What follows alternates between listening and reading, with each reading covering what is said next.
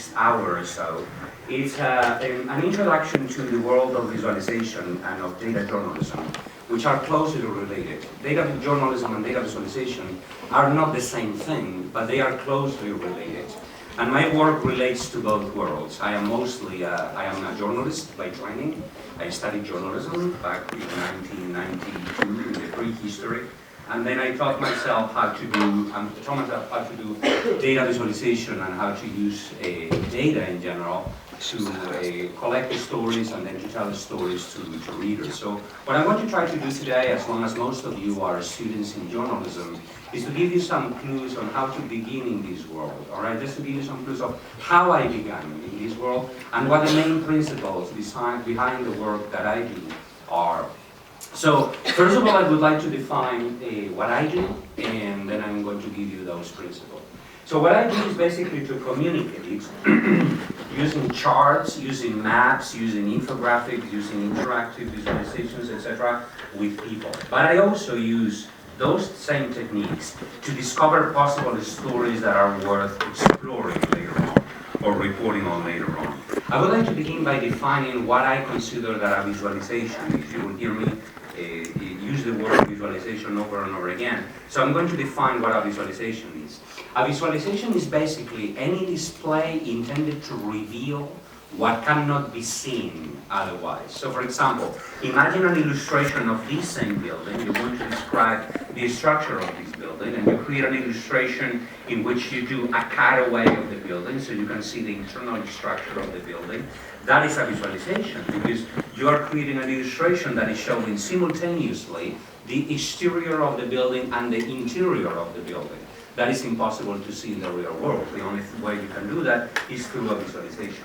Or try to imagine, for example, a bunch of numbers, tons and tons of numbers, in an Excel spreadsheet. It is impossible to discover what those numbers are hiding. The only way you can discover what those numbers are hiding is when you represent them visually.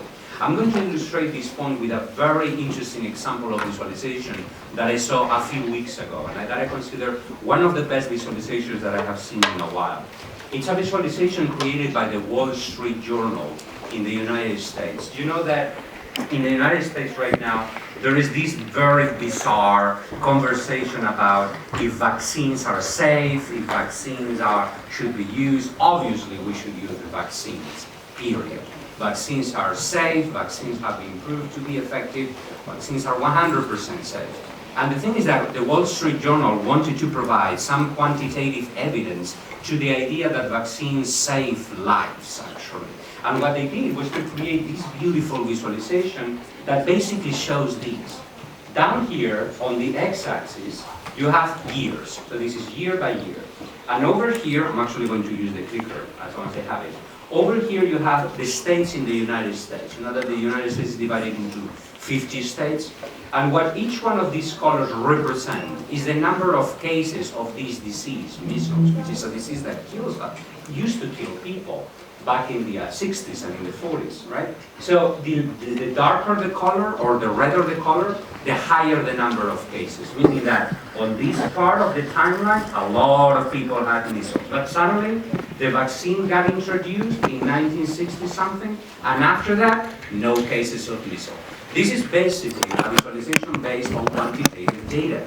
It began being just an Excel spreadsheet. You cannot see anything in those numbers, but when you transform them into a visual form, okay, that readers can understand, suddenly the messages hidden behind those numbers become visible, become evident. This is what visualization is about. It's about revealing what cannot be seen otherwise in order to get a better idea of what lies behind those numbers.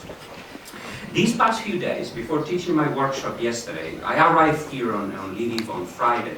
So I had some time to walk around the city. You have a wonderful, wonderful city with wonderful architecture. I had a lot of fun. I only had 40 minutes to do this, my short walk through the center of the city. So I saw beautiful buildings. I also visited a chocolate store. My wife is going to love that. I am bringing 100 kilos of chocolates home. Over there. I also discovered that Ukrainians have a very peculiar sense of humor because one of the chocolate pieces that I discovered in this store was a chocolate figure of Vladimir Putin.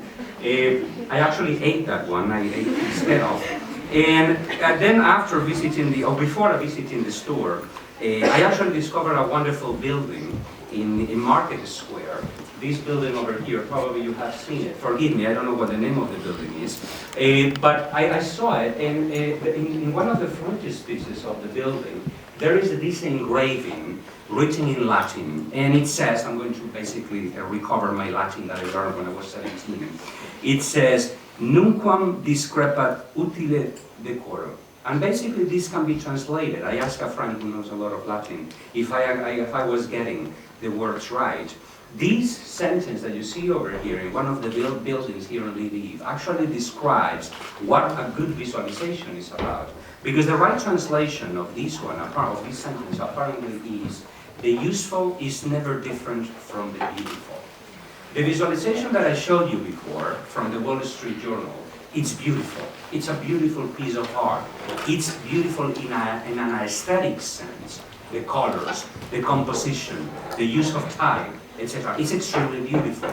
But it is not a great visualization because it is beautiful, or just because it is beautiful. It is a great visualization because of what it reveals, how useful it is, what it says about the world, what it lets us discover about the world that surrounds us. That is the wonderful thing about visualization, that it can help us discover interesting and important and useful things about the world that surrounds us. Here in Ukraine, you have wonderful examples of data visualization. Sometimes I believe that, people tend to invite foreign speakers to talk about this stuff. I believe that this is wrong. You have wonderful people doing visualization here in Ukraine.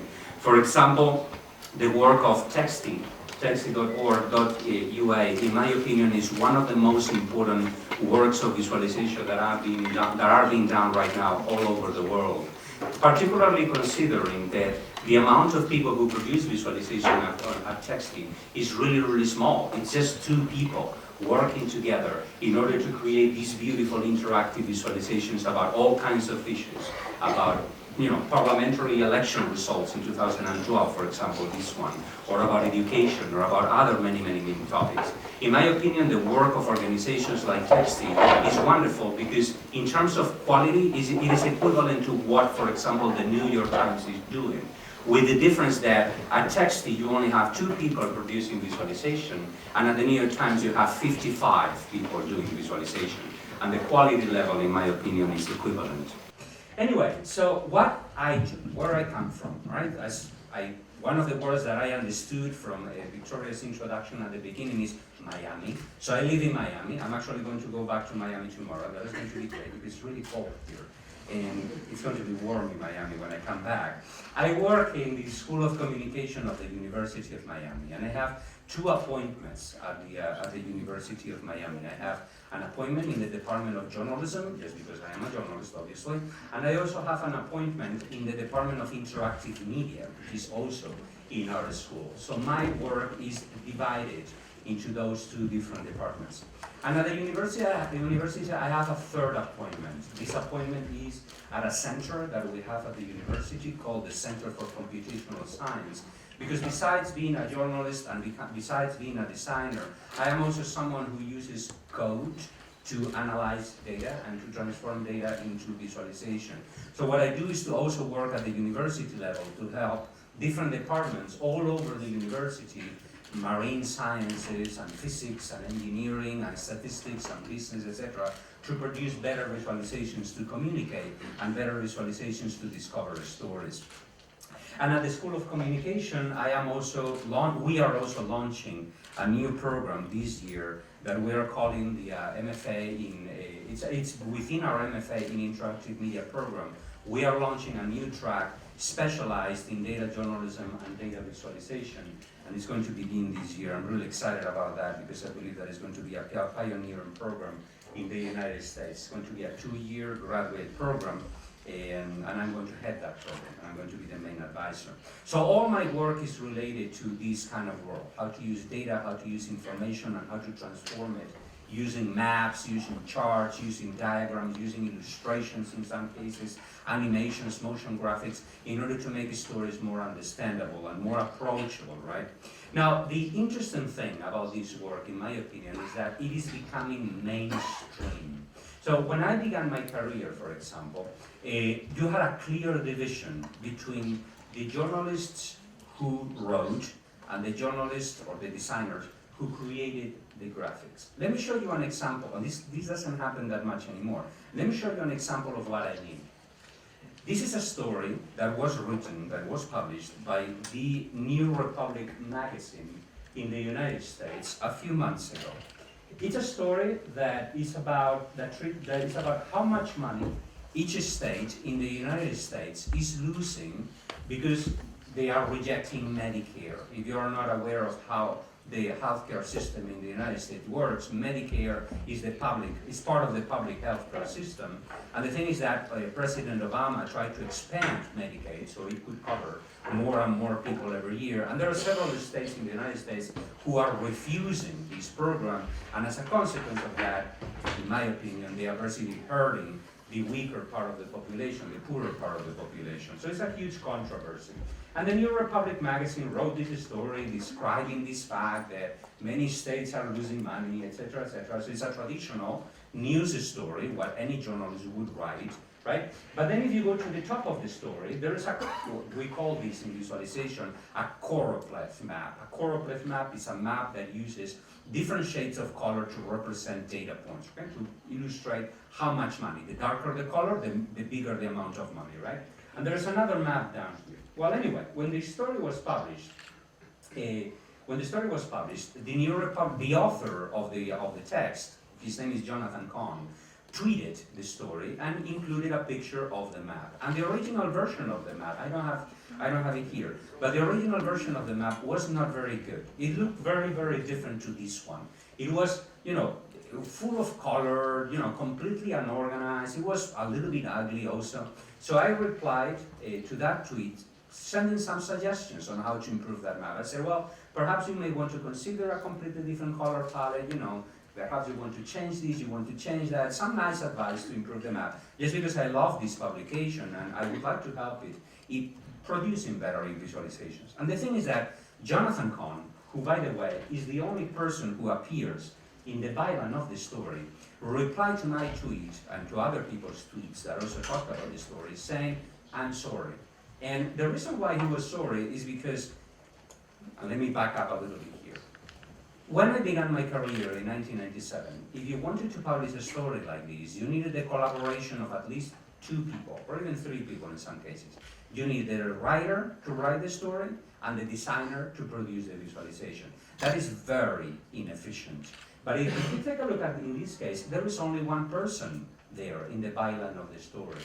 So what Jonathan Cohn replied to me was, or to other people was, I am very sorry, this is the first data map that I have ever produced. And I said, what do you mean that it's a map that you produced? You are a reporter, you are a writer, right? This work is usually the work of designers. And he said, well, but it was late at night and I wanted to publish the story, all right? And our designers were all gone, everybody was gone from the newsroom, and we did need to publish this story. So I went online and I searched for easy to use free visualization tools, and I discovered this wonderful data visualization tool called Data Wrapper. Okay, Data Wrapper is D-A-T-A-W-R-A-P-P-E-R, Data Wrapper. And I basically input my data into that tool, and I told the tool, I want a data map, and boom, the data map appeared in front of me. That was like magic, right? Well, this kind of thing, right? The fact that we are experiencing today is that tools like Data Wrapper that are free, in some cases are open source, and they are extremely easy to use, are becoming widespread. And more people, including journalists, writers, are adopting them and using them every day. I believe that is absolutely wonderful. And if you go to my classes, for example, the classes that I teach about visualization in the University of Miami, perhaps only 10 or 20% of my students will later on become designers. 80 or 90% of them are business people, scientists, writers, etc., who want to learn the basic techniques in order to produce this kind of work, like Jonathan Kahn is doing. So the main message today, if you have never produced a visualization in your life, don't think that it's magic, and don't think that it is difficult. It is not difficult. It is very, very easy. You certainly need to learn some basics of, how to represent information visually, correcting in a correct manner. But using the tools is actually not hard at all, right? Because there are many, many tools out there that can help you. And actually, this connects to an idea that I repeat in my classes constantly, that in the past, if you ask wise people, what were the main skills that an educated person needed to have, most of them would tell you that the main skill of an educated person is to be literate, meaning being able to write text and read text in a correct way and interpret text in a correct manner. And certainly, this is a skill that everybody and anybody should have. Not just journalists, obviously, but every single citizen should learn how to write well and how to express herself or himself well and how to read text correctly. But it is not the only skill.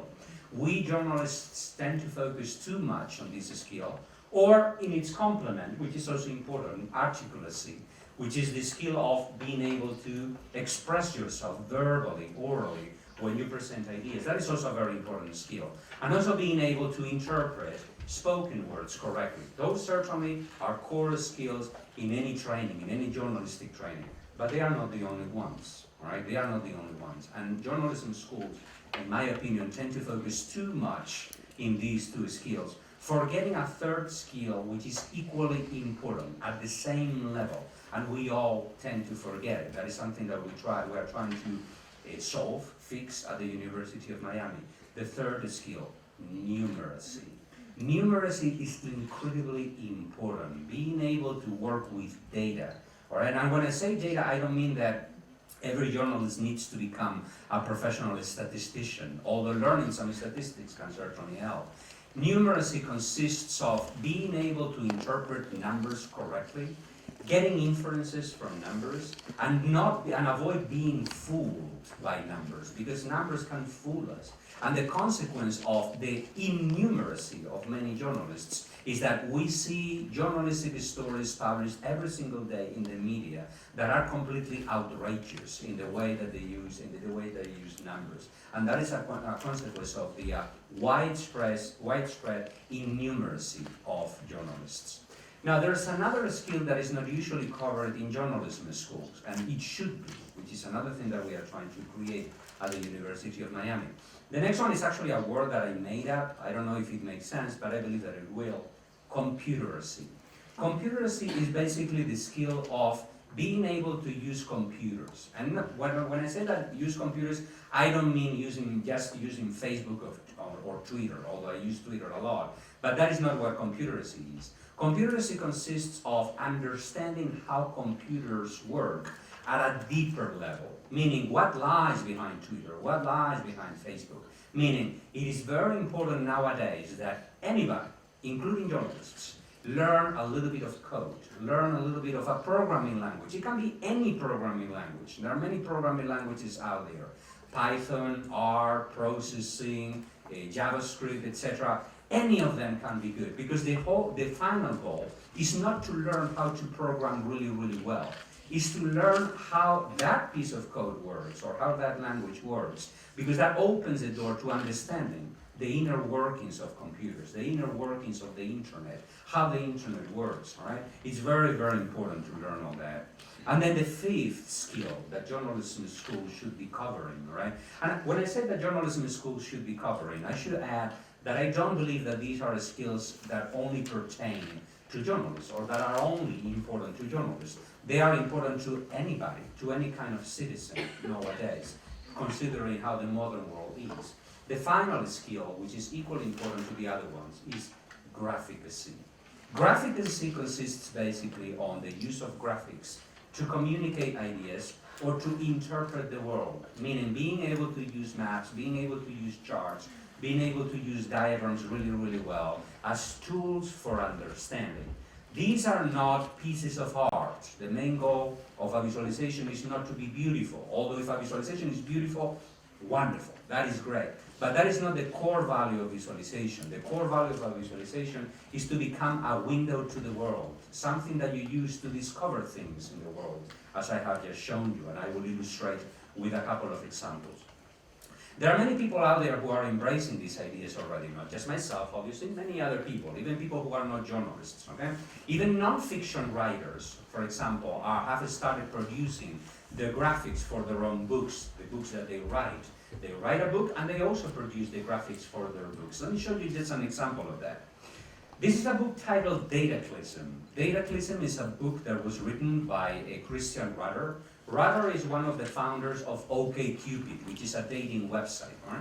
If you have ever used a dating website, you probably know that when you open an account, you are asked to create a profile, obviously, and to answer to a lot of questions, right? Who you are, what you like to do, what are your preferences in terms of culture, ideology, religion, etc. And then also you are asked for the kinds of people that you are interested in dating. For example, if you're a man, you may be interested in dating women of this height, this age, who are blonde, who like movies, who like, I don't know, who like reading, for example. I like people who read.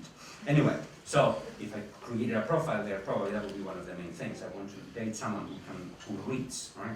Who likes books, because that's the only thing that I can probably talk about. Anyway, so you need to create a profile, and then you need to also tell the service what kind of person you want to date. And then obviously these kinds of services collect tons of data, collect all those data, and they analyze those data in order to discover who their users are, right? So they want to learn about ourselves, right? About their users. And they not only do that, right? They also, when you create an account and you set your preferences, the service starts sending you photographs and profiles of people that you may want to date.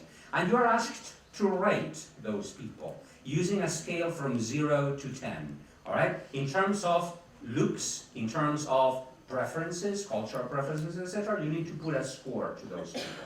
Well, that is the topic of one of my favorite graphics in this book, because this book is full of graphics that Christian writer himself created. I'm going to show you my two favorite graphics from this book, because they are so revealing. This is the first one. It's incredibly simple and very, very easy to understand. This is basically a woman's age versus the age of the men who look best to her. That means basically that women who are 20, on average, like men who are 23. Women who are 30, like men who are 30. Women who are 40, like men who are 38.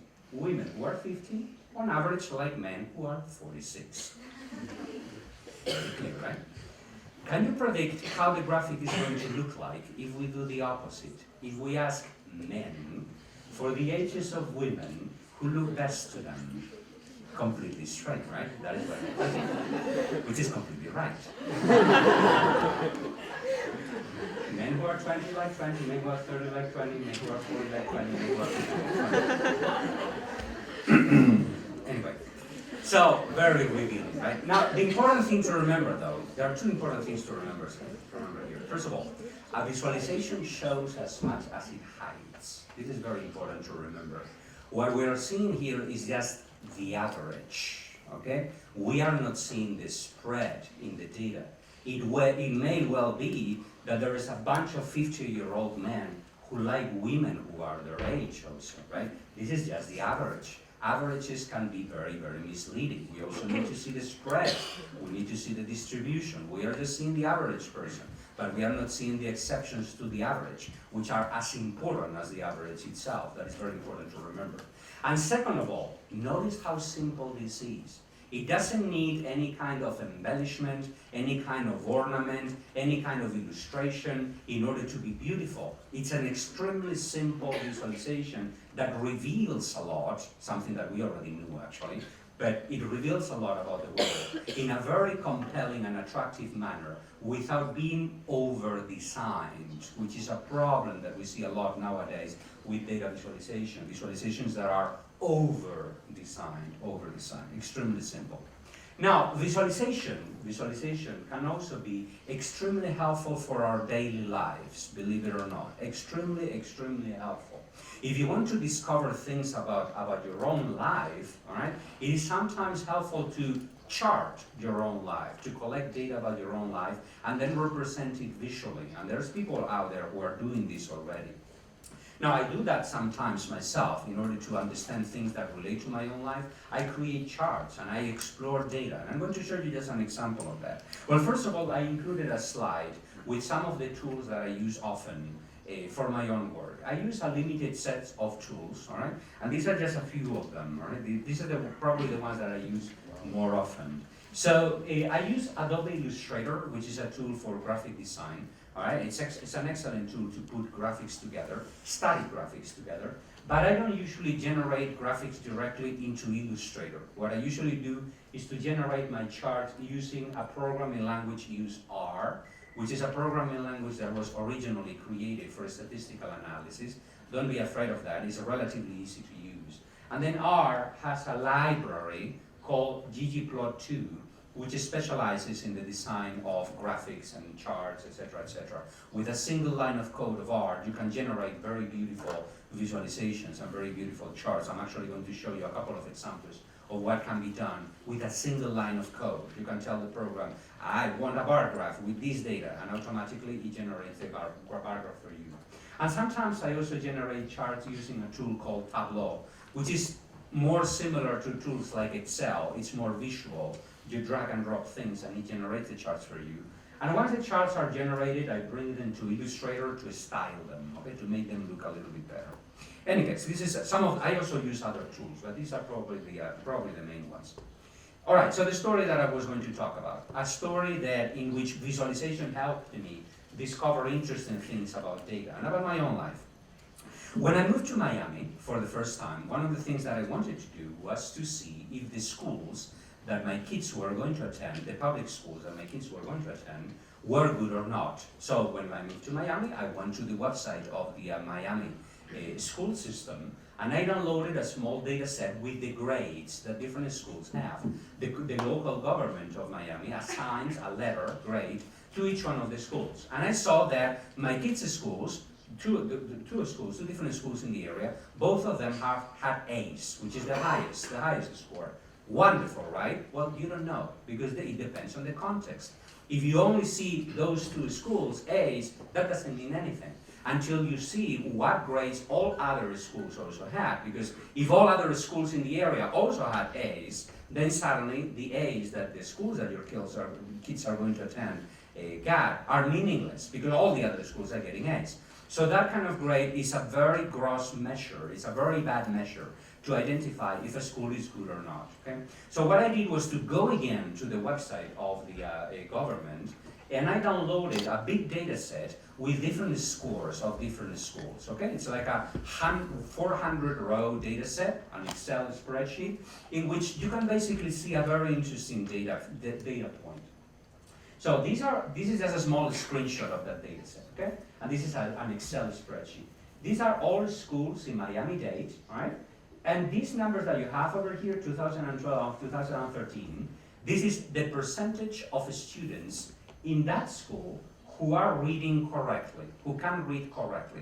Meaning that in this school, 82% of students can read well. Whereas if you go to, for example, this one, Miami Community School over here, only 38% students of that school can read well, meaning bad schools. Don't send your kids over there.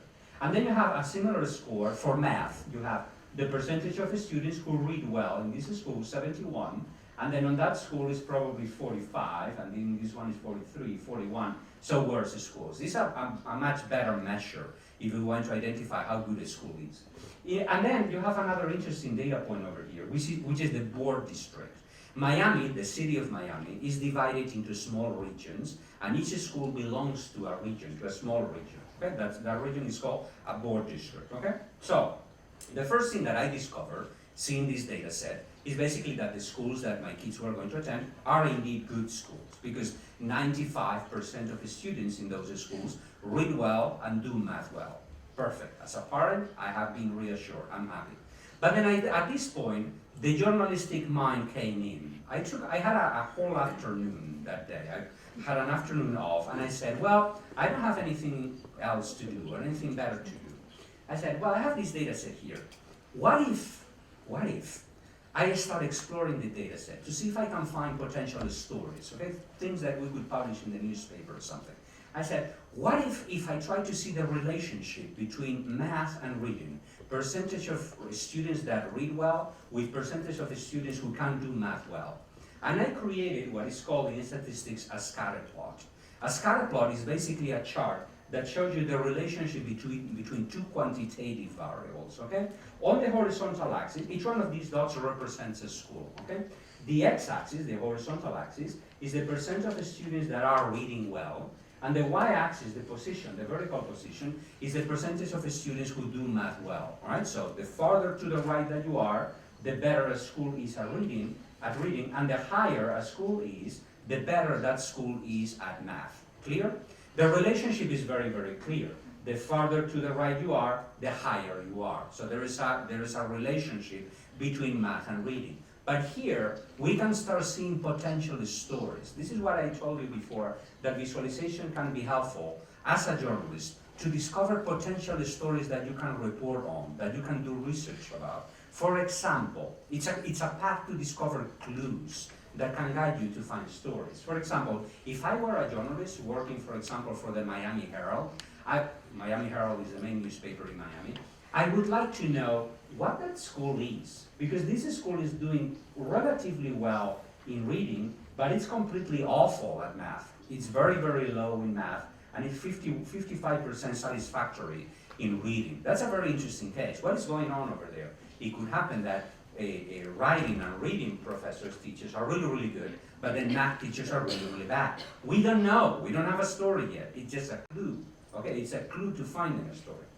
Then I said, what if? Because this exploratory part of visualization is all about the what if questions. What about if? What if? I said, what if, right now we have all the schools together, right? All the schools in Miami-Dade, the 400 schools together. But remember that when I showed you the data set before, I also had the board districts, the different regions each school belongs to.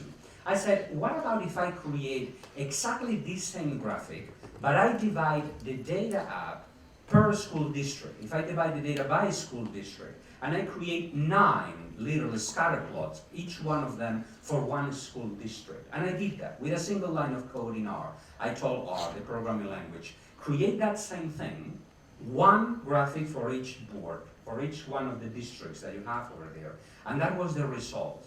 There are very interesting stories in this data, potential stories. We don't have a story yet, we have potential stories. For example, take a look at board district number 1. In board district number 1, most schools are really, really bad, right? They are here in terms of reading, back, and then they are downward, down here, in math. So they are on the bottom left quadrant, meaning bad. Whereas the same thing happens in board district number 2, with one exception, that school. That is a very good school in a very bad district. What is going on over there? That's a very interesting case. Let's explore it. All right? As a journalist, you need to be curious. This is a potential tool to use if you are curious. I'm extremely curious about the world. In any case, school district or school board number 3, take a look at these. Most of the schools are really good. They are on the upper left quadrant, meaning very good at reading, very good at math. Most of them are very, very good. And then there are board districts, for example, board district number 6, in which the schools are very spread out, meaning you have very bad schools and very good schools, right? So, interesting. This is interesting. So at that point I said, what if? I don't know where the board districts are, for example. That's not very common knowledge. I don't know how the map looks like, how the map of Miami looks like in terms of the subdivision in board districts. So I said, what about if I go again to the website and I download a map of the board districts? And I did that. I downloaded a map of the board districts in Miami. The city of Miami divided into 9 sections. And I said, I had the map, I drew the map, and I said, what if I overlay the map of the board districts with a map of income levels? of wages, of income levels in Miami. And here are the results. You're not very familiar with the geography of Miami, but if you live in Miami, the map is extremely revealing. Not just the map, but the combination of the charts and the maps. Take a look at this. This is the map of Miami. 1, 2, 3, those are the board districts. The lighter the color is, the poorer a region is. The darker the color is, the richer a region is. Take a look at these. Board districts number 1, board district number 2, 1 and 2. Very poor neighborhoods. Those are neighborhoods such as Little Haiti, Little Havana, Overtown. Those neighborhoods in Miami are really, really, really poor. And they have very bad schools, with one exception. There is a clear connection between school quality and income level. And Miami is not a very, very big city. It's a relatively small city, but there are stark income inequalities. You can see them very, very clearly that there is a sharp divide between very wealthy parts and very poor parts next door to each other, all right? There's just a street dividing those two districts. Now, school district number 3, or school board number 3, which most schools are really, really good, Miami Beach, which is one of the most wealthy areas in Miami. This area over here is extremely wealthy. That is where all the actors and singers and artists live. And as a consequence of that, schools are really, really good. We don't know yet. This is just a guess. We have not done the research yet. Remember that this is not a story. This is a clue to finding possible stories. And now, another possible story that is worth exploring is, for example, board district number 6 is this district over here. Again, you know nothing about the geography of Miami, but this is a very interesting area of Miami because the income inequalities in this area are even more visible. We have an extremely wealthy area over here called Coconut Grove, and we have an extremely poor area over here. It would be extremely interesting as a journalist, in my opinion, to see if these schools, these very good schools, are here in this very narrow band of land, and these very bad schools are over here in this small region over there. It will be extremely interesting. Do we have a story? No, we don't have a story yet. We don't have an infographic. We don't have a visualization. What we have is the exploration that can lead us later on to discover possible stories. Now we need to do some footwork. Once we have all these, we need to go to sources, experts in education. We need to go to those schools and discover what's going on. We need to map the position of each one of these schools on the map to see where they are. So there's a lot of work to be done. But this approach to visualization that in statistics is called exploratory data analysis, it's extremely important to the work of any journalist today because it can open the door to a lot of very interesting stories.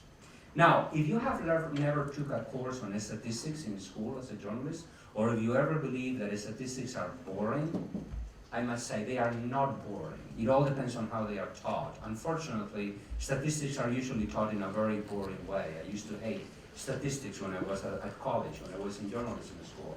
But later on, reading and doing research myself, I discovered that statistics can be a lot of fun because this is statistics and it leads you to discover stories.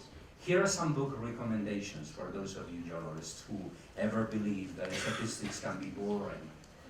Naked Statistics is probably one of the best introductions to the world of statistics that I have ever seen.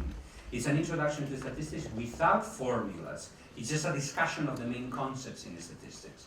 How Not to Be Wrong is a great introduction to quantitative thinking. How Not to Be Fooled by Numbers, for example. Very engaging, very interesting book, very easy to read. Statistics Unplugged is a little bit more technical, but it's the best actual introduction to statistics that I have ever read. And this one has formulas. This one actually shows you the formulas behind the ideas, but it's extremely easy to read, very easy to understand, and very readable. And finally, the last one, Understanding Data, is about exploratory data analysis. What I have done right now, using charts to discover possible stories, that process is explained in a systematic way in that book over there. Those 4 books, in my opinion, if you read just 2 or 3 of them, you will be prepared. You will have taken already the first step towards becoming a good data journalist, in my opinion. Obviously, if you read more, I have many other book recommendations, you will be even better. Anyway, so this is about visualization for discovering stories. What about visualization for communicating stories, for communicating ideas? You have heard me use the word visualization over and over and over again. I'm going to try to be a little bit more precise with what I mean when I use words such as visualization, data visualization, infographics, etc. Remember that visualization is my umbrella term, okay? Visualization is any kind of graphic representation to reveal what cannot be seen. But within the world of visualization, we have several sub-varieties. So for example, first of all, we have charts and maps, okay? Which these are pretty much self-explanatory. Statistical charts, things such as, sorry, go back, give me a picture of that. So you have charts, you have maps, etc. The statistical chart, very easy to understand.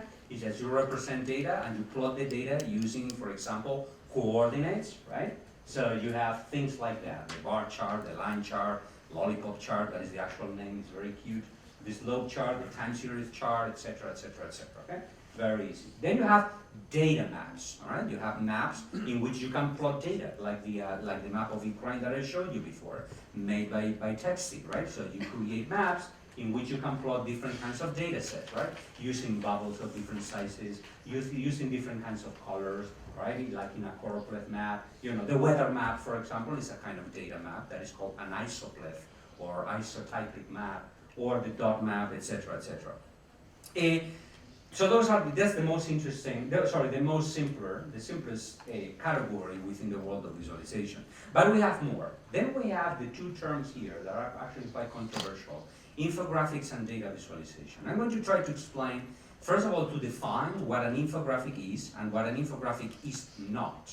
And then I will try to explain what the difference is between an infographic and a data visualization. So first of all, let me show you what I don't consider an infographic. That is not an infographic. You see this kind of thing every day in the media, and actually if you search for the very word infographic in Google, you will find tons of pieces like this one. Nothing wrong with them, I'm not against them, but this is not an infographic. This is a table. It's just a bunch of numbers with an illustration, with illustrations. Number, illustration, number, illustration, number, illustration. And it is not an infographic because those numbers don't have any context. A number without a context is not good information. Keep that in mind as journalists. If you just tell me company X increased sales by 20% since last year, that doesn't mean anything. Because you are not showing me the context. What about if all other companies in the market increase sales by 50%? Suddenly that 20% is a very small number. So the compare to what factor is incredibly important. Compare to what? The problem with these kinds of presentations is that they just show you 4,000, 10,000, 1 million. I don't know if those numbers are big or small because I don't have the context. I don't see the averages. I don't see the outliers. I cannot really compare how those numbers have changed in time, etc. A number on its own means nothing. And the problem is that in journalism, we see a lot of the stories that are built around a single number. And that is wrong, period. We need to provide context. So this is wrong. This is not a good infographic. This is not an infographic. Now, what is an infographic? An infographic is actually something that shows you the context of those numbers. It's not just, here's a number, here's another number. No, it's, here's the number, and here's how this number has changed. Or here's the number for this particular country, and this is how this number compares to other countries. Or here's the percentage increase in sales of this company, and here's how it compares to the average of the nation. That is the kind of context that an infographic needs to provide. When you increase that complexity, the good sense of the word complexity, you can take the first step towards having a good infographic. But you need to have something else in order to create an infographic, which is that an infographic is not just a data dump. It's not just, here are some numbers, and you basically say, okay, figure it out. No, you actually tell readers something about those numbers. You structure the information, for example, into some sort of a story. You tell readers, for example, in this particular case, it's a graphic that I made about population in Brazil. You tell people, I'm originally from Spain, but I lived in Brazil for 3 years. You tell people, well, the population of Brazil grew, but then fertility rate is below expected, then population is going to become older. We need to face this situation. How can we prepare ourselves towards that situation? So we tell a story based on those numbers. An infographic is always something that, first of all, provides context to the information that is being presented, and second of all, presents that context with some sort of narrative structure, with some sort of a story, some sort of underlying structure that can help readers understand the story better. And you usually use text for that. You combine text and visuals. You combine the headers and the intro text with the graphics that you present to put the information in context. Now, that is actually the main difference between an infographic and a data visualization. In an infographic, you have that narrative structure. You basically take readers by the hand and guide readers through the process of understanding the information. In a data visualization, you don't have that component. A data visualization is a visual representation of data, quantitative data, in which you don't walk readers through the information. You just tell readers, here is a bunch of data, tons of data, and what I'm going to create is a structure that you can use yourself to navigate your data, that data at will. For example, over here, you have a data visualization created by the New York Times in which you can explore the results of the 2010 census, okay? So you'll hear and say, well, this is the racial breakdown, or you can see population density, or racial breakdown, or minorities, etc. You can select any of those maps. And then if you live in Miami like I do, so you can go here and zoom in and basically explore the area you live in, okay? So that's Miami, right? That's Miami-Dade. I can actually zoom in and show you where my house is. I'm not going to do that. But anyway, so you can explore the data at will. There is not really a story here. You are the one who builds the story. You are the one who basically takes a look at all these and comes up with conclusions. That is the main difference between an infographic and a data visualization. In an infographic, I tell you a story. Although I also give you some opportunity of exploration of the data. In a data visualization, I don't tell you a story. I just structure the data, and I create an interface that enables you to discover the stories in the data. Now, in the list that I showed you before, there was another element that I would like to discuss, because it's another very exciting new area of exploration, which is the world of applications or news applications. Today, if you go to journalistic companies, to journalism news companies such as ProPublica in New York City, ProPublica is a non-profit news organization in the United States that does investigative reporting.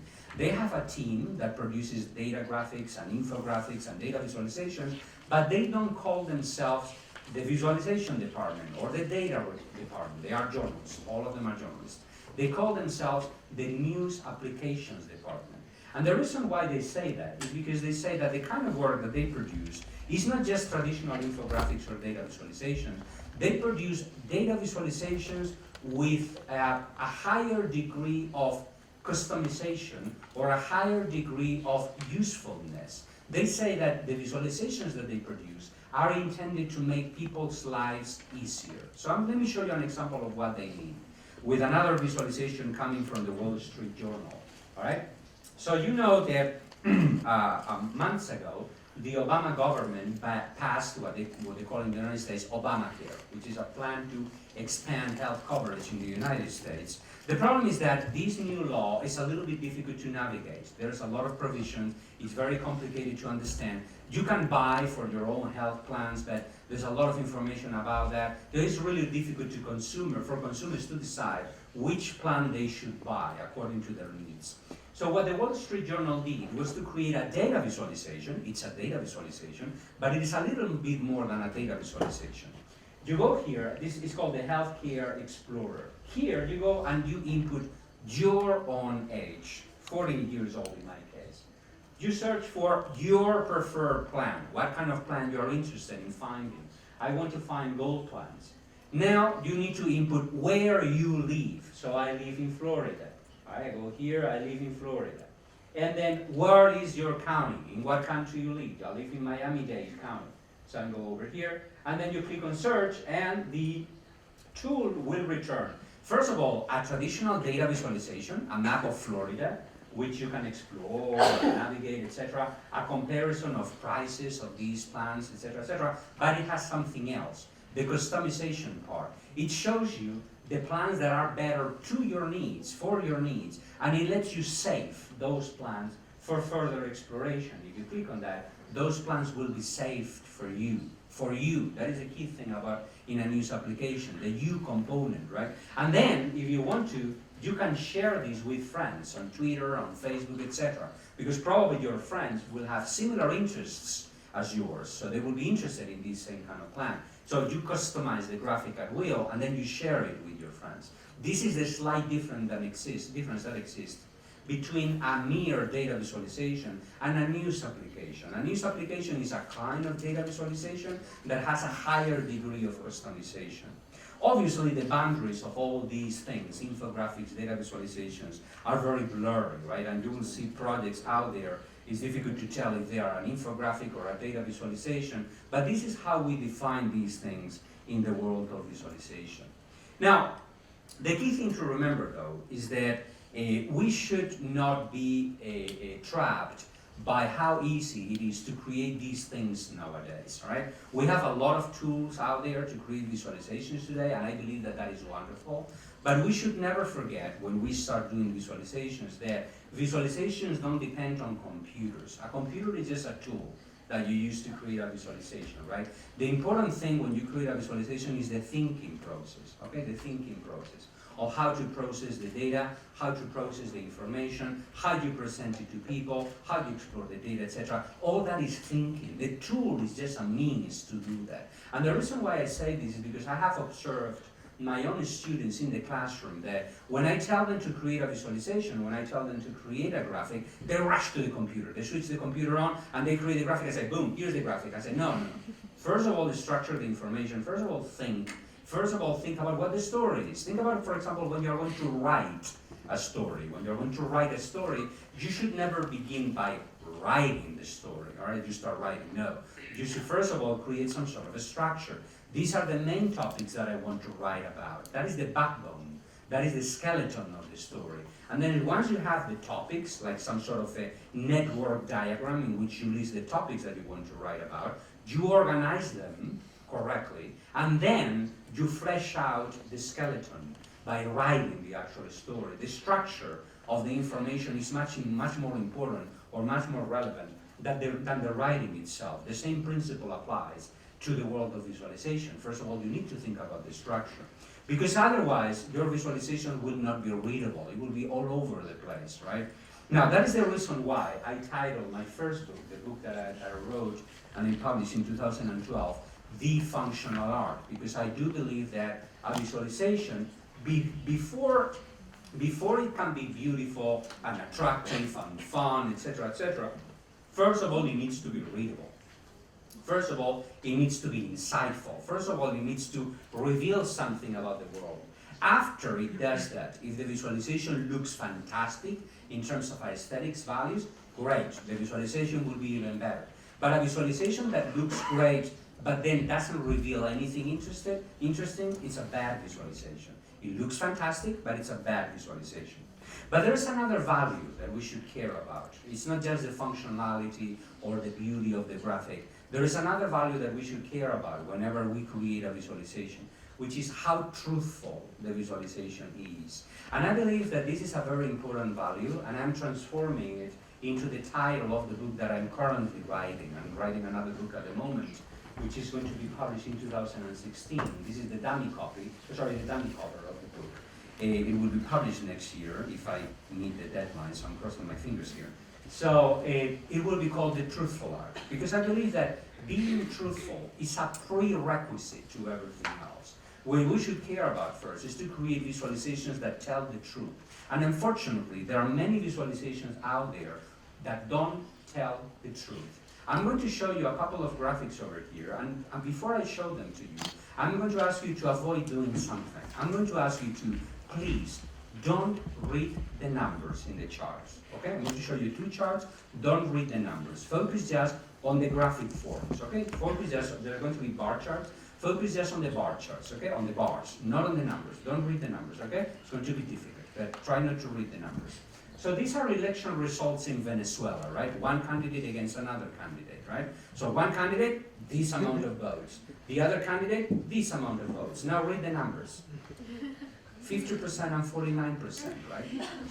Something wrong here, right? Now here you have, if George Bush tax cuts expire, right? This is after Obama became president. Obama decided that he was going to let some tax cuts expire, and Fox News decided to publish this bar chart showing you what will happen with the top tax rate in the United States if all those tax cuts expire.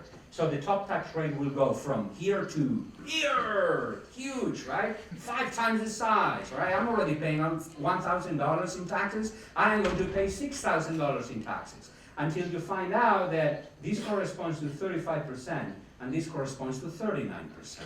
So there's something wrong here, right? Wrong. This is a lie, a damn lie.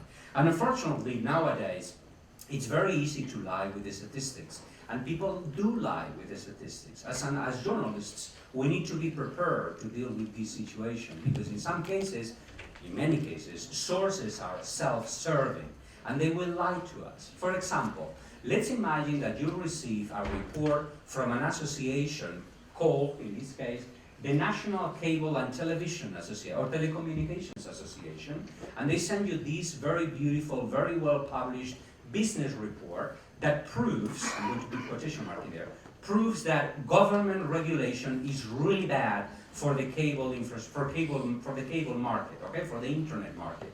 Because when the government intervenes and puts regulations in place, investment in cable infrastructure goes down. And they send you the report, and if you are not very aware of the fact that numbers can lie, you may probably write a story about that immediately. The government should basically adopt a hands-off approach to the cable market, just to let the cable market develop. This is the website of the NCTA. This is the actual website of this organization. And on the front cover, on the main page of the website, you have this chart over here that says, less government regulation leads to more industry investment. Okay? I redesigned that chart because I want to include it in my next book. Okay, so this is the redesign that I made. Just to put the data a little bit in context. This basically says, again, less regulation leads to more industry investment. When cable regulations in the United States, when the market was tightly regulated by the government, following the 1992 regulations, investment in cable infrastructure was down only $14 billion, really, really small. But after regulations were relaxed, after the government in 1996 says, all right, we are going to re-regulate the market, suddenly these wonderful companies decided that they wanted to invest a lot of money in developing the cable infrastructure, and they increased investment in cable infrastructure by a lot of money, all right, about $56 billion. This is a lie. It's a damn lie. For several reasons. This is a warning for you journalists. If a source hides relevant data, it's probably because they have something to hide. All right? You always remember this rule. If someone hides data from you, it's probably because they have something to hide. Ask for the entire data set and take a look at the entire data set. Because numbers here hide a lot of things. For example, let's read the chart. What happened between 1996 and 1999? We don't see the data in between those years, right? That is the first thing. Second of all, what happened in between 1993 and 1996? We are not seeing the variation within those 2 years. We are just seeing the aggregate of the numbers of the investment in all those years. We don't see the variation. Another question, why are there more years here than here? Because there are 4 years here and 5 years and 4 years, if I am not wrong over there. Fishy. So when this thing was published, it was published on the internet, these people tweeted about it. I am a little bit of a pain in the ass when I am on Twitter, and when I see this kind of thing, right, things that I suspect that are a little bit fishy, I usually tweet back, and I tweeted back, and I said, show me the numbers, show me the data. I want to see the entire data set, because this is a very simplistic chart. It may convince a lot of people, it's highly convincing, it's very clear, right? Less regulation, more investment, right? It's very, very convincing. But I want to see the entire data set. And remember that this chart is published on the front page, on the main page of their website. When I tweeted, they replied to me saying, well, but why do you want to see all the numbers? Oh, this chart shows everything that you need to know. I said, no, that's not true. I want to see the entire data set. So I insisted. And at the end, they sent me the link to a blog post, which is not featured in the on their main website, in which you can actually show the variation of investment throughout the years. And the story that that chart tells is completely different. This is the chart. It is not true that after regulations were passed in 1992, investment went down. Actually, after the regulations of 1992 were passed, investment went up. It is true, though, that after the market was deregulated, investment went up a little bit, then it went down, probably because of the economic crisis in 1998, and then it sharply increased. But at this point, as long as these people lie to me on this part, I am already distrusting them. So I may look for other explanations to explain this increase. Always put the data in context. Are there other possible explanations for this sharp increase, other than the deregulation of the market? And there are actually other possible explanations to this data increase, which is that between 1998 and 2001, a lot of people in the United States wanted to have better internet access at home. And therefore, this sharp increase in investment in cable infrastructure may be related to the fact that these companies were just responding to a market need. More people trying to access the internet, more investment to improve internet access. That's a lie. This is the truth. We need to be aware of these tactics because they are used all the time against journalists. Now, against journalists and against the public in general, okay? Because the public, if you are not aware of these kinds of lies, or these kinds of techniques that are used to lies, you will walk away being misled by the data that is being presented to you. That is the whole reason why I told you before that numeracy and graphicacy is not a skill, are not skills that only journalists or designers should have. Any citizen should have those skills, because otherwise we will not be protected against these kinds of situations. Now the problem is also that these kinds of graphics sometimes they are also, these kinds of graphics, sometimes they are produced by people who have good intentions, all right? A good journalist decides that he wants or she wants to create a chart, etc. And say, well, I only have this small space. I am only going to show these two big numbers, all right? And she does that with the best reasons, just to inform the public. But the result is the same. The public will be misinformed. Just because you are not showing the entire data set, which is what you should be showing, right? In some cases, designers of visualizations mislead because then they don't apply the rules of visualization design or the rules of data design well. I'm going to show you an example of what I mean. And let me tell you in advance, the organization that created the next graphic is an organization that I admire. I believe that they do admirable work.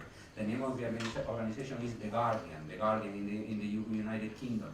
It's a wonderful news organization, and they produce wonderful visualization work. But the graphic that I'm going to show you is not that great.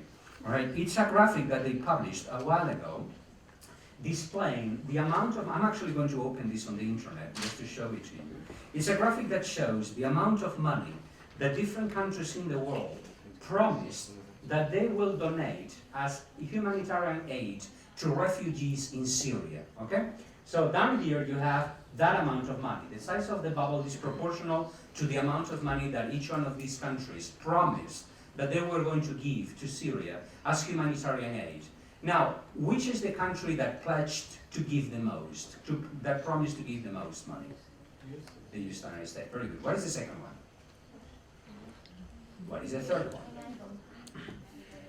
What is the fourth one? What is the fifth one?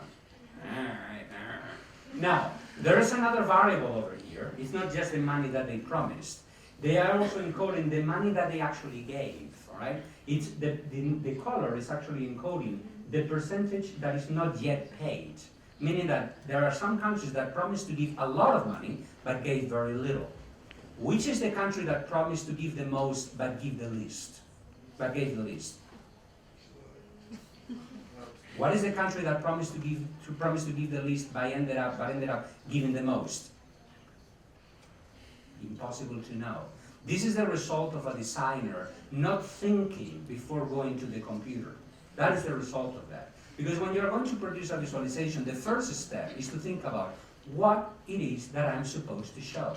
What are the tasks that I'm supposed to enable?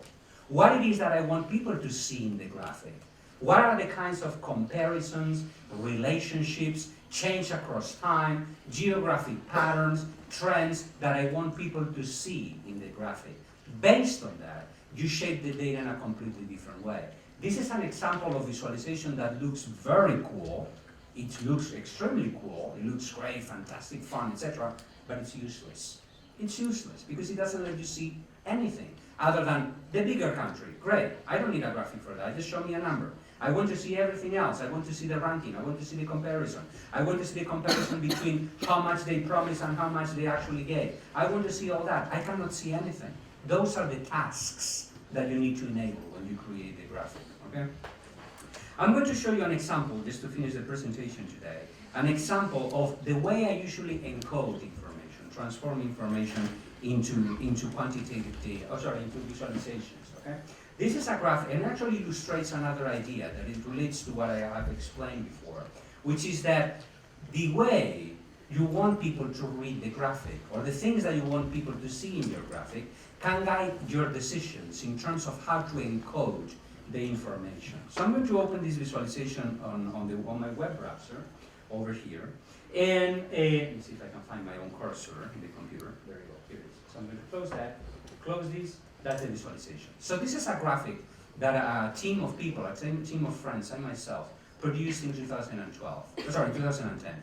So I was still working in Brazil, and the managing editor of the magazine that I used to work for in Brazil wanted to publish a big story about how the world population has changed throughout the years. The front cover of the magazine, the cover story of the magazine was about, how the world population was going to reach 7 billion people, right? The biggest population ever. And the magazine editor wanted to have a very complex, very detailed data visualization showing how the world population has changed throughout the years. So the first thing that you see when you enter the graphic is basically a bubble map that shows you big population here, small population over there. Bubbles can be appropriate sometimes, all right? This is one of those cases. When you want to show just the big pattern in the data, big patterns in the data, bubbles are good, particularly if you put them on a map, right? Because the goal of this graphic is not to let you compare China with the United States or India with Ukraine or whatever, just to give you the big picture of bigger populations here, smaller populations over there. That is the task that this part of the graphic is supposed to enable, letting you see the big picture. And then you can, scroll down over here and see how the population looked like in 1950, how it looks like in 2010, and the projections for the future up to 2100. This is all based on the United Nations data, okay? Very simple, very straightforward.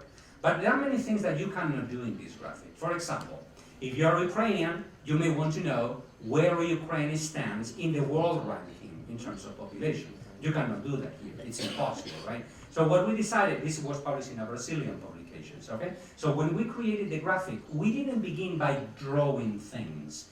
I began by listing the things that I wanted people to see. And the first thing was I want to provide an overview, data map. Second of all, I want people to be able to see where their country stands in the world ranking. Therefore, that cannot be done on the map. We encoded the information a second time on a ranking. So if you click on that, it will show exactly the same data set as a ranking. So you can see every single country in the world. And if you're interested in seeing your own country, you go here and you search for your country, and it will appear. And then if you're interested, another thing that we listed, okay, this was published in a Latin American publication. So we said perhaps Brazilian readers may want to know how Brazil compares to other Latin American countries. So we decided to include a filter over here that lets you filter the countries according to continent, just to see Latin American or European or whatever countries, right? Another functionality. We are thinking about in terms of purposes, in terms of function. What are the possible things that we want people to see? More things that we wanted to enable. Another thing that we put on our list, even before we even began to create the graphic. Another thing was, what about if a person wants to see how the population of their country has changed throughout the years? That is from 1950 to 2010, and from 2010 up to 2100. That is impossible to do on the map unless that you can memorize 150 bubbles, the size of 150 bubbles, which is impossible. You will not be able, unless you are an alien or something, but I can't. it's impossible to compare those bubbles in your mind, right? And it is impossible to see how the population of your own country has changed on the ranking, because you will need to memorize every single number. So we decided that is another possible task that we want to enable people to see. Therefore, when you click on any bubble, you will get a line chart that will show you how your own country has changed throughout the years. And another thing that we put on our list, we said, well, if I live in Brazil, I may want to compare Brazil with the surrounding countries, right? With countries that are close to Brazil. So, and here, this was a little bit of a joke, because you know that a soccer in Brazil is like a religion. It's the main religion in the country, above Catholicism, actually. So one of the jokes that I made when we were doing the graphic is that if I were a Brazilian person, I may want to compare Brazil to Argentina, because Argentina is the main rival of Brazil in terms of soccer. So you can actually compare Brazil to Argentina, or Brazil to any other country in the world for that matter. You can do that with Ukraine, you can do that with Spain, you can do it with any other 200 countries that you have here on the map. You can zoom in and find countries, or you can just look for a country over here and you will find it. So we have the same set of numbers, a data set, a database, represented as a map, as a table, as a line chart, and with filters, because each one of those things lets you do something different, or lets you see something different in the data.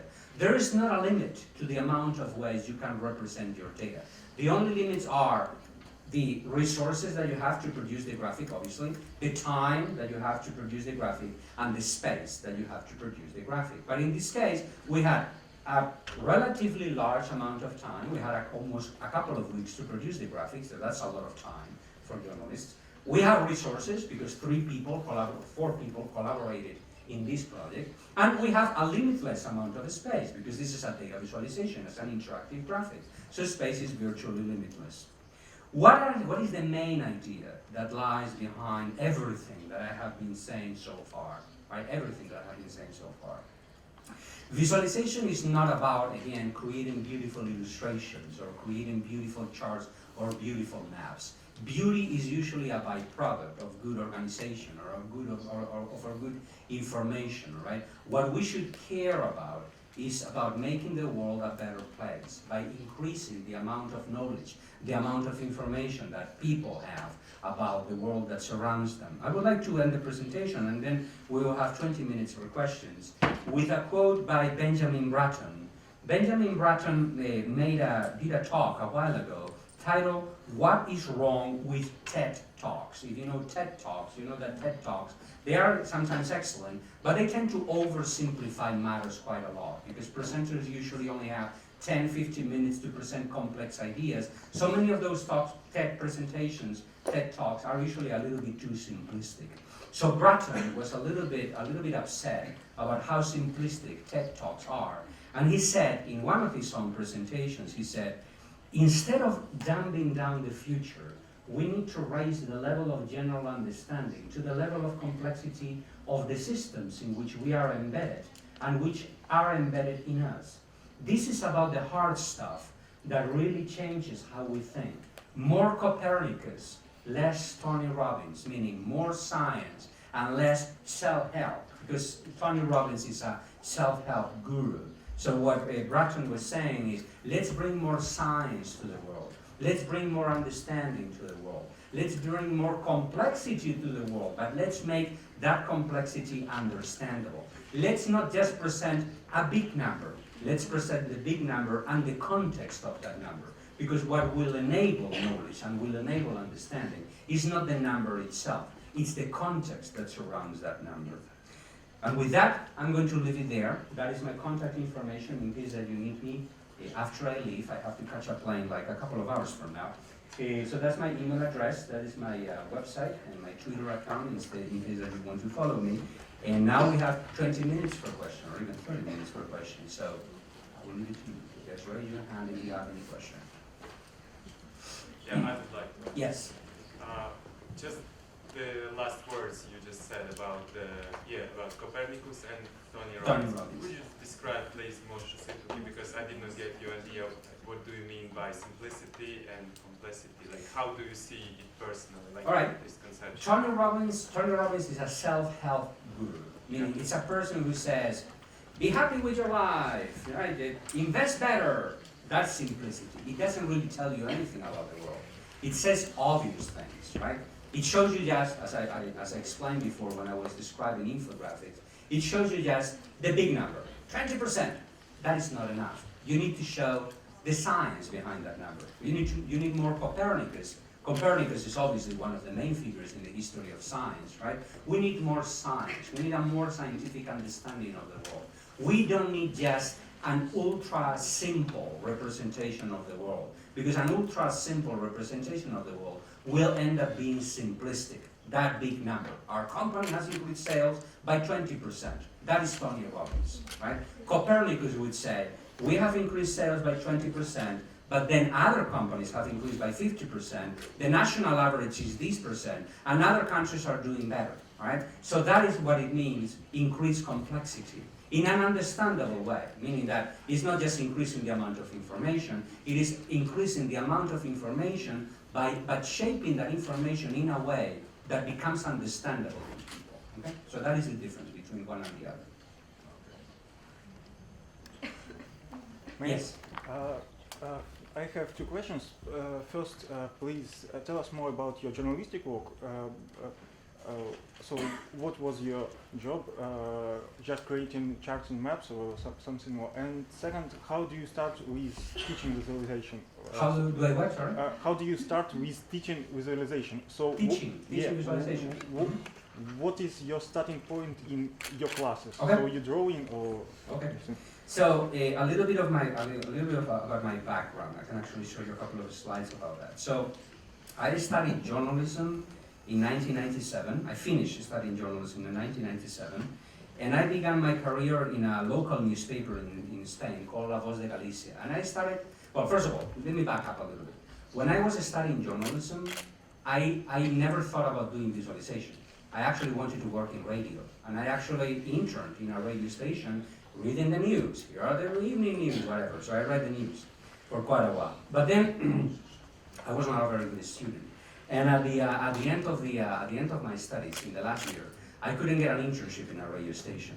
And out of the blue, one of my professors knew that I can draw a little bit because I read a lot of comic books when I was a teenager, so I can draw a little bit. And that professor was contacted by the local newspaper in the city where I was born.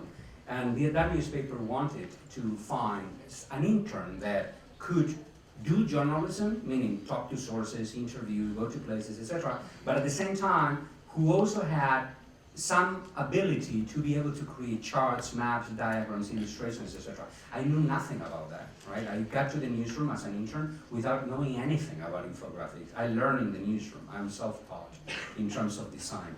And then in 2000, I moved to Madrid to work in a news organization called El Mundo. Okay, and I was the head of the infographics department at El Mundo. We produced a lot of animations and illustrations and motion graphics, etc. But my team was made of journalists. So the people who worked with me, most of them were journalists who also knew how to do a little bit of graphic design. Okay, all these things can be learned. They don't need to be taught. They can be learned. It's only that it takes quite a lot of time. So it took me perhaps a decade, an entire decade, to become a good infographics designer. If you see my early graphics from the 90s, I don't have an example over here, they were completely horrible, okay? These graphics that you see over here were produced around 2003, 2004, so 6 or 7 years in my career, and these are actually a little bit better, obviously, right? So it took me a lot of time to learn the principles of visualization design. So what I try to do in my classes, is to save my students time. So in 1 month, all right, in programs like this one and in the classes that I teach, I basically try to condense in 1 month or in a couple of months what it took me 7 years to learn, right? All the principles that I learned just by trial and error, I have condensed them into 1 month of classes. So I teach my students, the way I approach the teaching visualization is, first of all, I show my students examples, tons of examples of good visualizations, all right? And I tell them why they are good. So I did, for example, what I did with the graphic from The Guardian, all right? I present the graphic to you, and then I start asking you questions, such as, for example, what is the biggest country? What is the smallest country? And if you don't see it, it's because the visualization is not good. we can extract a visualization principle from that, right? We can basically start thinking about critically and systematically about how to create visualization based on that kind of critical thinking. So that is the first step in teaching visualization, showing students graphics that can be improved, and also show them how to think about graphics, all right? Trying to put themselves in the shoes of readers who are approaching that graphic and trying to read that graphic. Then I describe a lot of them. In my classes, I talk a lot about cognitive science, for example, because there is some research that has been done by psychologists who have studied how people read graphics. So I also try to condense what I know about that. I talk a little bit about cartography, so explain how maps work, etc. So I borrow things from mapping and cartography. I talk a little bit about statistics, and I just gave you a glimpse of that. So I don't teach my students statistics, right, because there are other classes for that. But at least I show my students how graphics can be misleading in many cases. And I explain then, based on those examples, I explain how to avoid creating misleading graphics, okay? How to minimize the opportunities for graphics to be misled. That is in the first month. And then my classes are usually 3.5 months long. The 2 months later, that come after that first month, which is very intense on principles, very intense on critical thinking, also very intense on learning the tools, because I teach my students how to use Tableau and Illustrator in 1 month. After that, it's just lab time. It's 2 months that we spend just working on projects. I give my students a topic. I say, hey, I want a graphic about, I don't know, we are doing that one right now, homelessness in the United States. So tell me a story about homeless people in the United States. Gather data, go to sources, interview people, collect all the data, then create an infographic telling me a story about homeless people in the United States with maps, with charts, with diagrams, etc.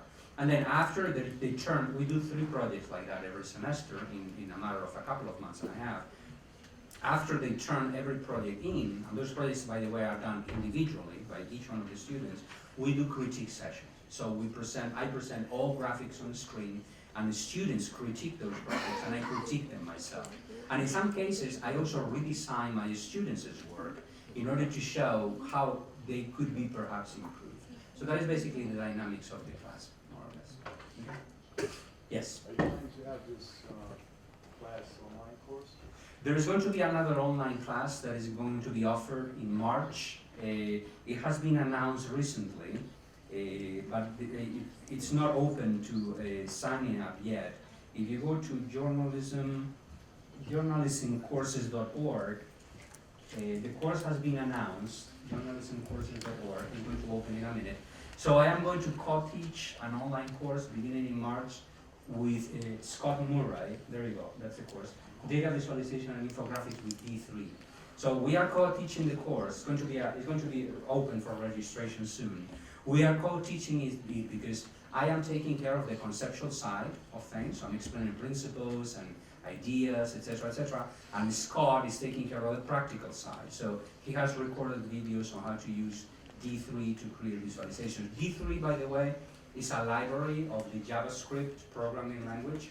So Scott teaches you how to use that library to create charts and maps, etc. So it's going to be 6 weeks long, I believe, and it's going to be, each week is going to be divided into a conceptual side and a practical side. I taught a course like this before as a MOOC, meaning as an open course. This time the course will not be entirely free, just because it was expensive to produce. It will probably cost around $100. It's not going to be extremely expensive, but it's going to cost something. So beginning in March, probably March 16th or something like that. Yes? One question, well, when you start into visualization, I have always problems with colors, with how to build objects on the screen, and probably you can suggest any books or so, or resources. To build what, sorry? To build objects. I mean, how it should be look like with colors and with colors, okay. And with objects on the page. Okay, so books about visualization that can help you with that, or online resources that can help you with that. So, first of all, about color in particular.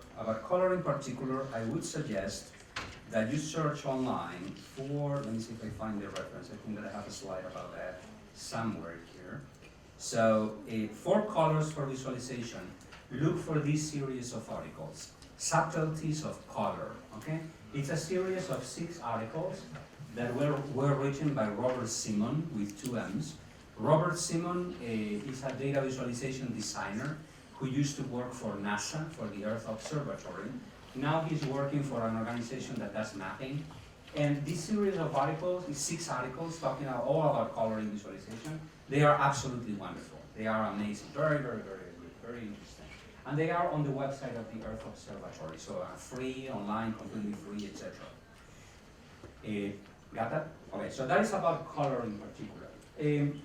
Well, if you want to get deeper into the use of color for visualization, then you want to go really, really geeky and nerdy about the use of color in visualization, the most wonderful book that exists about that is Colin Ware's Information Visualization. Colin Ware is W-A-R-E, and the book is titled The Information Visualization. Now, this is a very nerdy book, so this is just for specialists. It's not hard to read, but I would not read it as the first book about visualization. It's too complex. Colin is a scientist, so he writes about cognitive psychology, how the brain works affects how we should design visualization. So there are several chapters about color, how we interpret color, how the brain interprets color, and what we know about how the brain interprets color should guide us on how we do visualization. So that is the best reference. I would begin with Robert Simon's articles, and then I will continue with that. And then in general, about visualizations, there's plenty of books out there about visualization and infographics, etc. So I'm going to just show you some books that I like. Well, my book is there. I should erase that. Let me just erase my book from there. So these books over here. So let me just go back here. So the back of the napkin is not about data visualization in particular. It's about how to tell stories using simple illustrations. It's a wonderful little book though, but it's not specifically about data visualization. If you're interested about data visualization in particular, so quantitative representation of information, particularly charts, the best book that I know is Show Me the Numbers by Stephen Field. It's an excellent book about charts, how to produce good charts, etc. And then Design for Information by Isabel May Reyes. That is a very recent book. It was published very recently, just a year ago, something like that. It's a great introduction to data visualization from the point of view of design, of graphic design. It's a very well-designed book, very well written, very interesting.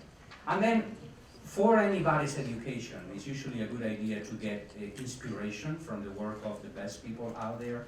The books that are shown down here, particularly these 2 first ones, collect excellent work from all over the world. Okay, so they are very, very good books if you want to get inspiration. Now, the Wall Street Journal Guide to Information Graphics is another introduction to charts. It's also very good. Those are quite good. I will recommend it also by Donna Wong. And then the Best American Infographics is also another book about, here are some infographics, here are some great visualization. It's another good source of inspiration. But there are many others, and so these are just the starting point. So if you go to my website, actually, I should show that right now. If you want to, again, to go a little bit geekier into this world, if you go to thefunctionalart.com, which is my website, on the right column, if you scroll down over here, you will see that there is a link over there, a list of resources that I use in my classes. So this is the list of resources that I give to my own students to basically get inspiration and read other articles, etc., etc. Okay? Yes? You talked about customized infographics. Can you tell what tools can we use to do? Tools to do infographics? Customized. Sorry? Customized infographics, like you show. Sorry, I didn't get it. What kind of infographics you want? Customized infographics. Okay, customized infographics. All right, so the best tools to do, there are many. I would not say that they are the best ones. I'm going to back to the slide that I showed before. Those are the tools that I use. Now, Tableau Public is a good tool to produce data visualizations. It's relatively easy to use, and it's free. It's not open source, but it is free. So it's a good starting point if you want to just explore visualization a little bit. But then after that, I would recommend to learn a programming language, just to get familiar with some computing and stuff. I use Adobe Illustrator all the time for print graphics, for static graphics. That's because it's a very flexible tool. It's a very flexible tool to produce visualization. But there are many others. There is a tool, for example, called, let me see if I find it, Data Visual. So it's datavisual.al. It's another free tool available online, which works very well to create data visualization. So you have this one. You also have Data Wrapper that I mentioned before, Data Wrapper. So I'm going just to search for that, Data Wrapper. That's another good tool for charts. You have also Infogram. It's another free tool. It's not open source, but it's free. All right, so this is relatively easy to use. I don't know, there is a Plotly, for example, it's another interesting tool that specializes in scientific visualization. So it's plot.ly with a Y at the end, Plotly. It's another tool for data science in this case, a little bit geekier, but it's easy to use. It's not open source, but it is free, so you can use it. And many others. I mean, there are so many options nowadays. It's a little bit overwhelming. I would try not to. Well, there's another one, by the way, which I like quite a lot, called Lira. Let me see if I can find it. So Lira Visualization. Lira again with a Y. Lira Visualization. There you go. Lira, an interactive visualization design environment. This is an excellent tool. Okay, it's a very, very good tool. And there is another one that was created in Italy called RAW, R-A-W visualization. It's another very good tool. It was created by a group called Density Design. And the good thing about tools like Lira and RAW is that, and this is a little bit geeky, is that they are built onto JavaScript, meaning that once you generate the charts in these tools, the underlying structure of the charts is pure JavaScript code. So you can access the JavaScript code and edit it if you want. So they are great at generating charts, but then you can also customize them further using JavaScript. The language that is becoming quickly the most popular to create data visualizations is called D3.js. Let me see if I can find it over here. So it's d3.js. It has a website, d3js.org, data-driven documents. It's not really a language, it's a library, it's a JavaScript library. I would not recommend it as a starting point. Although Scott will use it in the online course that we will teach together, I would recommend that you don't only use D3 because it can be really a little bit overwhelming at first. It's just pure code. Okay, so I usually recommend to combine, learning D3 with learning a tool that is a little bit friendlier or easy to use, like Tableau, because D3 can be a little bit overwhelming at first. But it's an excellent tool anyway, and it's becoming quickly one of the standards in data visualization. As I mentioned before, though, I am a fan of R. I think that R is a wonderful programming language. It's very, very flexible. And it also lets you create interactive visualizations, not just static visualizations. It has several libraries, for example, GVs, not just ggplot2. ggplot2 is to create a static visualization. To create interactive visualizations, you have tools like Shiny and GVs, etc., that let you create interactive visualizations in R. So that's basically a little bit of an overview of the tools that are available nowadays, but there are many others, obviously. We had another question somewhere there. Yeah, go ahead. Can you tell about more teamwork, about how to cooperate with other people and how it looks like for which people you find to make a good product? I can certainly do that. So going back to this project that I showed you before, I didn't create the graphic myself, right? I didn't program. Although I can write code, I am not a high-end coder. If I had to code that myself, it would take me a year, and we only had 10 days, right? So the way that we worked over here, 3-4 people collaborated in the project. The team was made of a person who did research, did sketches, visual mock-ups, ideas, etc., like a team leader or whatever. That was me because I was the head of the department. And then the people who worked with me were 2 designers, one of them who specializes in back-end issues, so databases and data management, etc., and another designer who focused mostly on front-end development. So using JavaScript, using D3, in this case using Flash, we were still using Flash, etc. And then there was a fourth person in the team who helped with some extra research, another reporter.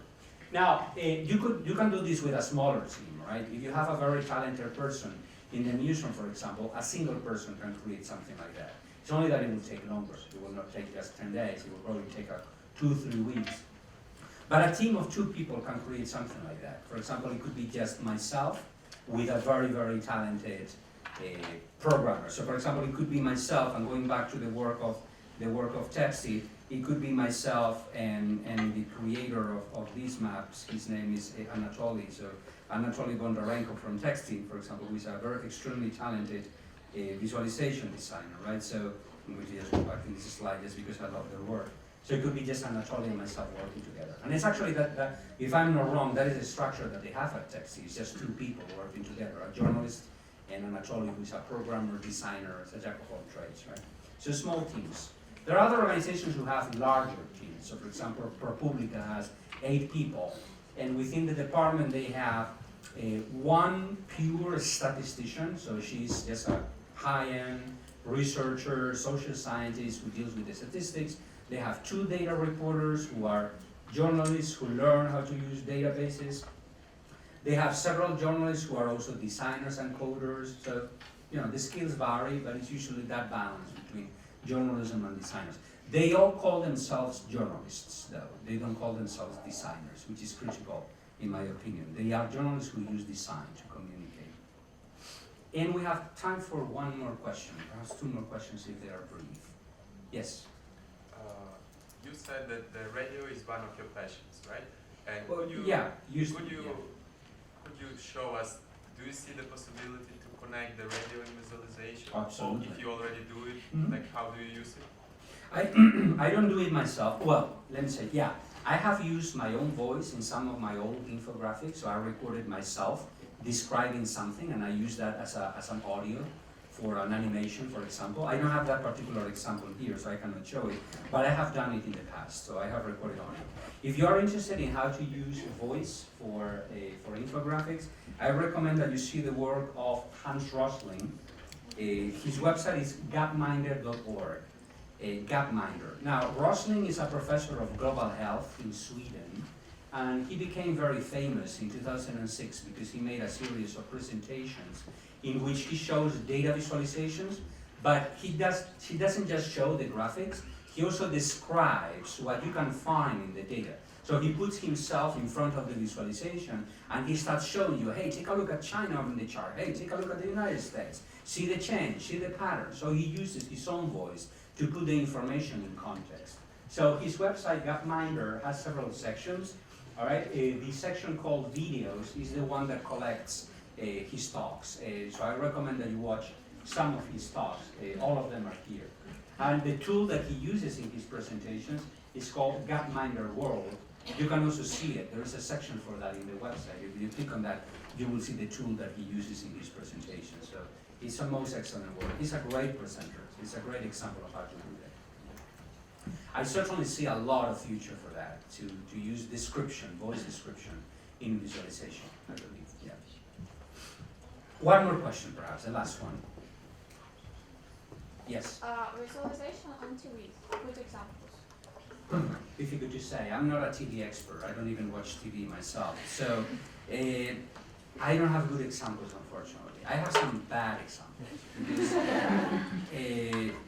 Because I do believe that, well, I actually can mention good examples of good visualization in TV. National Geographic documentaries usually use good visualizations, okay? But I don't have examples in the lecture. I see many bad examples, and I'm picking up on Fox News over here, but I could mention CNN, MSNBC, any TV station use data very, very badly, okay? Nowadays, we are seeing a growing trend in using interactive visualizations also in TV. So we have the presenter in front of a chart, and he or she interacts with the chart, makes the bars grow, or points out things in the data. So those are good examples of visualization. I could actually refer, by the way, to the work of Hans Rosling again. I just remember that. If you go to the video section, one of the presentations that he made, It's actually not a presentation. It's a documentary that he made for the BBC TV station called The Joy of Stats, which is an introduction to how statistics can be a lot of fun, right? This is something that many people don't believe, but it's actually true. It's an excellent documentary. And in one of the parts of the documentary, he actually uses a visualization. I'm going to actually open that just to show it to you for a minute. The audio is not going to work very well. So he puts himself behind a visualization. This is TV. You're not seeing very clearly. Visualization is right at the heart of my own work too. I teach global health. Let me just move forward. And I know having the data is not enough. I have to show it in ways people both enjoy and understand. With a bit of technique. So 25 years to 75. he starts drawing the graphic on the screen. Income per person. 400 up here is rich and healthy.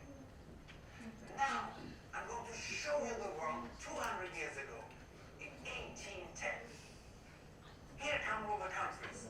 Europe brown, Asia red, Middle East green. It's a good combination, words and visuals. And the Americas yellow. And the size of the country bubbles show the size of the population. And in 1810, So try to watch this one, it's a great example. And again, remember, it's not just a big number. It doesn't just tell you, hey, here's the average. No, it shows you every single country. And then he highlights the ones that are most important and more interesting for the information. Anyway, that was all for today. Thank you for being here on Sunday morning.